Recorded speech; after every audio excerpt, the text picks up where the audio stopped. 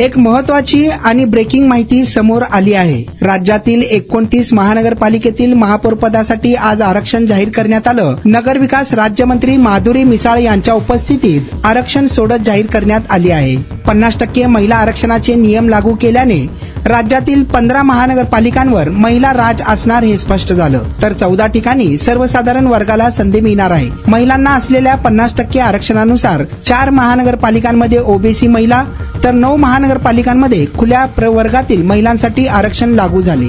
राज्यातील 29 महानगरपालिकेसाठी 15 जानेवारीला मतदान झालं होतं तर 16 जानेवारीला मतमोजणी झाली होती।